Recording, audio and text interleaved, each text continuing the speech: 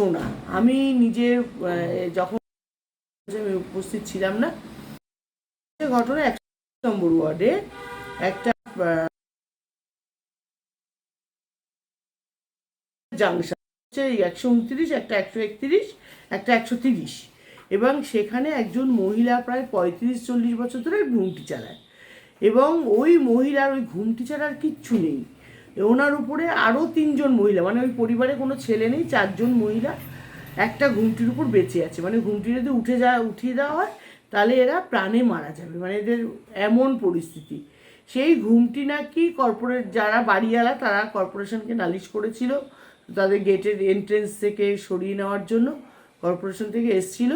তখন ওখানে যারা ছিল উপস্থিত, যেহেতু ভদ্রমহিলা অত্যন্ত দরিদ্র, অত্যন্ত, তাই তার হয়েই এলাকার মানুষ কথা বলতে গেছিল যে ঘুমটিটাকে সরিয়ে দিলে মারা যাবে, না খেতে পেয়ে মারা যাবে। আর আমাদের মুখ্যমন্ত্রী মমতা বন্দ্যোপাধ্যায় অত্যন্ত মানবিক মুখ। তিনি হকার উচ্ছেদ বা ঘুমটি সরানো এগুলো যদি তিনি কর্পোরেশনকে বলেও থাকে, তিনি কিন্তু সঙ্গে একথাও বলেছেন দরিদ্র মানুষদের চলবে কী করে, দরিদ্র মানুষদেরও পেটের কথা ভাবতে হবে। সেই অনুযায়ী এলাকার মানুষ সঙ্গে আমাদের এলাকার মানুষের মধ্যেই টিএমসি কর্মীরা পড়ে, প্রত্যেকে এসছিল। তো তর্কাতর্কি হতে হতে আমি যেটা শুনেছি, আমি দেখিনি চোখে, তর্কাতর্কি ধাক্কাধাক্কি হয়েছে, এটাই ঘটনা। তারপরে কর্পোরেশন থেকে মনে হয় যেহেতু ধাক্কাধাক্কি হয়েছে, সেহেতু পিকলু অভিজিৎ মৈত্র নামে একটা ডায়েরি এফআইআর করা হয়েছে, এবং সেই অনুযায়ী আজকে পর্ণশ্রী থানা পিকলুকে অ্যারেস্ট করেছিল, এবং বিকেলবেলায় কোর্ট থেকে সে জামিন। দিদি একটা কথা জিজ্ঞেস করি, ঘটনাটা ঘটেছে রাত্রি 7:30 পৌনে 8টা নাগাদ, কিন্তু কর্পোরেশনের লোক কি অত রাতে আসতে পারে? আপনি কি বলবেন?